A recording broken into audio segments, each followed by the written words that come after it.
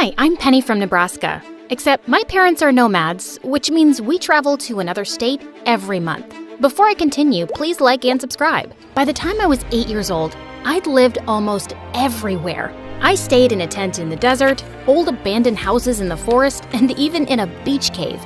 My dad and I couldn't be happier with our crazy life. Pinky promised me, Daddy, you'll never make me go to school, we'll swim every day in the ocean, and you'll take us to the moon one day. I pinky swear, my love. Though when I was 13 years old, everything changed. Mom woke me up one morning to tell me her and Dad were splitting up. Dad wanted to keep traveling, while Mom wanted to settle down in the city. Well, I don't want to settle, so I'm gonna keep traveling with Dad, and I really think you should join us. Penny, I want you to stay with Mom. I love you, but taking you with me is too much work. But we were gonna see the world together and fly to... I'm sorry. Good luck, honey.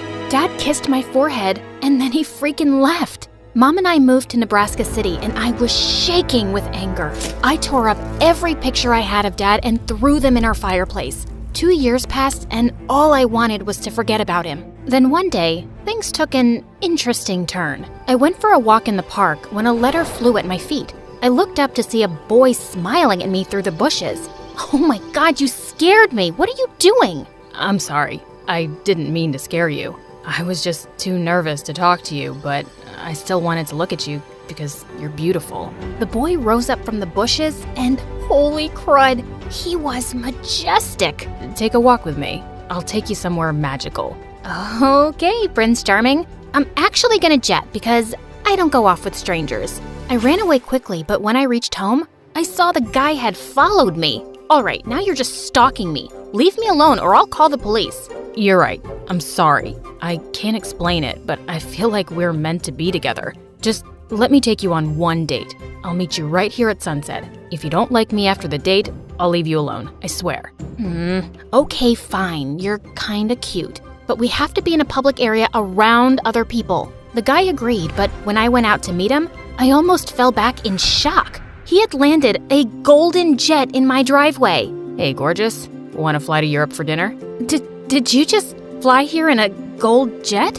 I didn't even know that was a thing. Well, I'm a billionaire. I also brought you a few presents. An iPad, some chocolates, and I bought you your own horse. My jaw dropped open when I literally saw a man trot by on a black horse. This was getting to be a bit too much.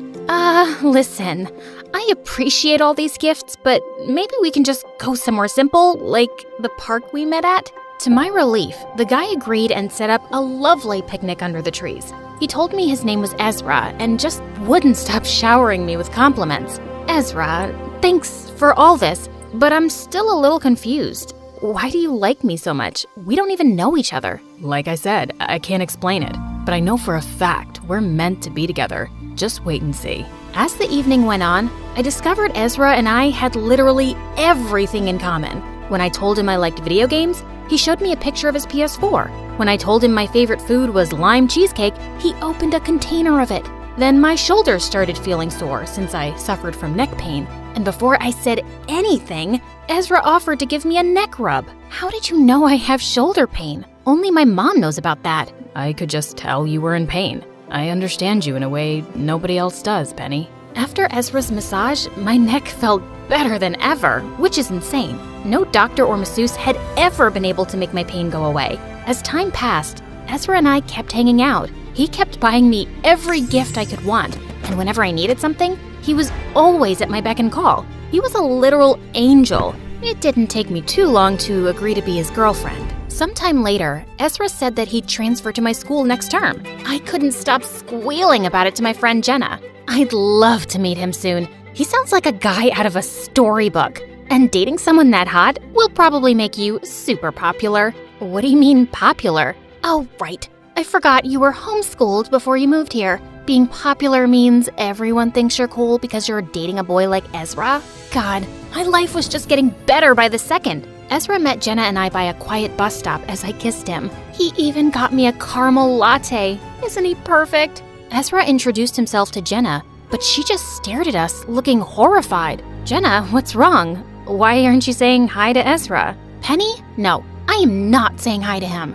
Oh my God, I have to go. With that, Jenna ran off as if Ezra was a monster. What was her deal? I tried asking her about it all day, but she refused to talk to me. Babe, don't take it personally. She's just mad because you have a loving boyfriend and she's single. She'll get over it. Finally, the next day, I cornered Jenna in the library. Look, I can see you're jealous of Ezra, and I'm sorry. I don't want to rub it in your face, but this is the first time I've been happy in years. My parents divorced, my dad left, and I miss traveling. I told Jenna all about what had happened in the past few years, and she was actually sympathetic. It's not that I'm jealous. I can see that Ezra makes you happy, which you deserve, but I'm still not happy about you dating him, and I don't think you guys should be together for much longer. I kept asking Jenna why she was so against Ezra, but she refused to talk about it anymore. She even started avoiding me. So Ezra and I kept going out, and finally, the night came when I invited Ezra for dinner to meet Mom. But I was really confused when he didn't show up or call or text me.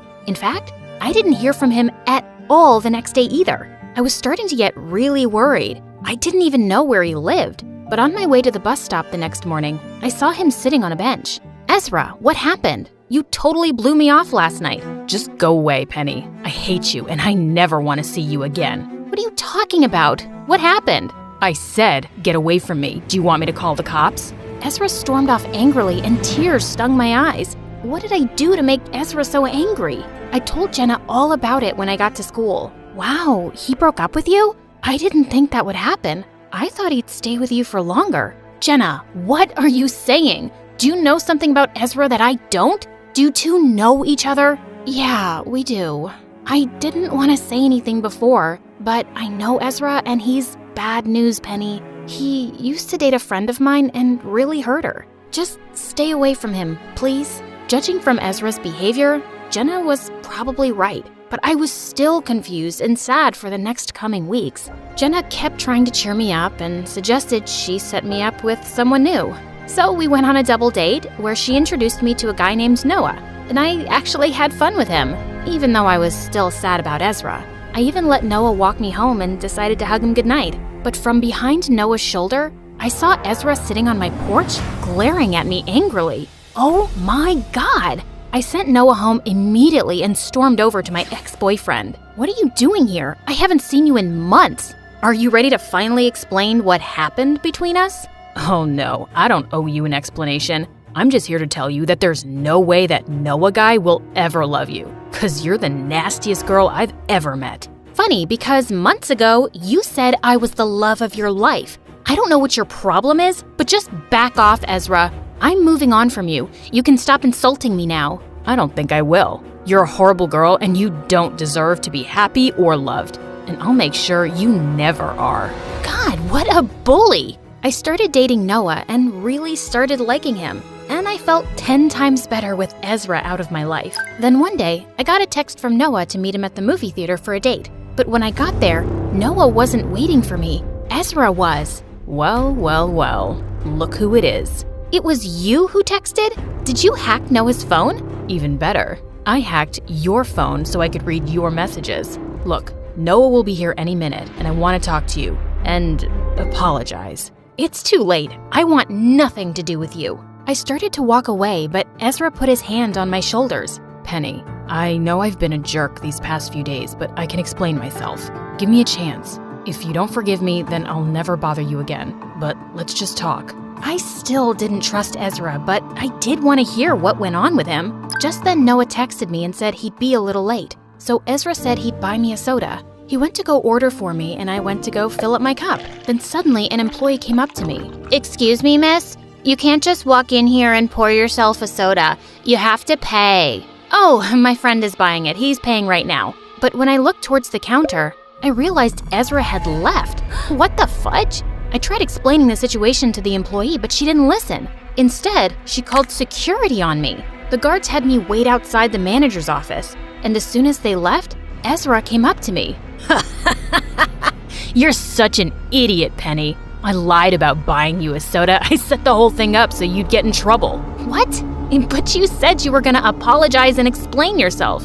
Oh, you beautiful, naive girl. As if I would ever apologize or explain myself. Ezra walked away before I could answer, and that's when I realized he was a criminal. That's why Jenna didn't want me dating him. I told the manager and security guards everything. I thought I was in luck since Ezra probably had a criminal record, but they couldn't find anything on him. Then I remembered something. Jenna knew Ezra, and she could help me. I called her immediately and told her everything that happened. That's when I heard her crying over the phone. Penny, this is horrible. I know, you were right. Ezra was a crook. I understand now. I'm gonna call your mom. She needs to know what happened. We'll come meet you there, okay?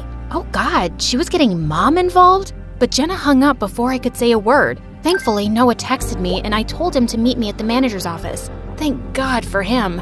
Don't worry about anything, babe. We're gonna find this guy and get a restraining order. You're gonna be okay. After a few minutes, Jenna arrived with Mom and they both told me to sit down. Ugh, here we go. Then suddenly, the door opened and it was Ezra. That jerk better have come to turn himself in. Stay right where you are, Ezra. We're all on to you now. Penny? Who are you talking to? That monster over there? He's my ex-boyfriend who framed me? No, baby. There's no one there. Are you okay? Yes, he is. Jenna, Mom, you don't see Ezra there? I turned to Jenna right then, but her and Mom were staring at each other with tears in their eyes. No, Penny. There isn't anyone there. Jenna called me and we talked for a while about your relationship with Ezra. How he brought you a horse, baked you your favorite foods, and adored you. Jenna even saw you kiss him at the bus stop. He was the perfect imaginary boyfriend. I don't understand. Imaginary boyfriend? You mean Ezra isn't real? I just made him up? Penny, it was my fault. I was the only one who met Ezra. When I saw you hug and kiss the air, at first I thought you were insane, but when you told me what you went through with the divorce and how happy you were for the first time, I decided to play along with it. But then he broke up with you and turned against you, and you were so upset, I didn't know what to do or how to tell you the truth. I was dead silent as I thought back to everything Ezra and I had been through together. I'd sat alone in the park having an imaginary picnic. I'd imagined his love letter at my feet. And as I reached back to feel my neck, it hurt more than ever. The healing massage he'd given me had been in my head. I started to cry then as Mom hugged me. She took me to a therapist after that day to see what had caused the whole thing. You were heartbroken that your dad left, so you created a perfect boyfriend in your head to give you all the love and attention you needed. And then, eventually, Ezra betrayed you in your mind because your dad betrayed you. Well, I guess that makes sense. After my therapy appointment, I asked Mom to drop me off at Noah's house to cheer me up. Noah came out to hug me as Mom pulled up in front of his house. Wait, Mom, do you see Noah? Is he real? Please, tell me the truth. Yes, baby. Noah is real. Yeah, I'm real, and I love you, Penny. And I promise to never hurt you. That means so much to hear. I love you too, Noah.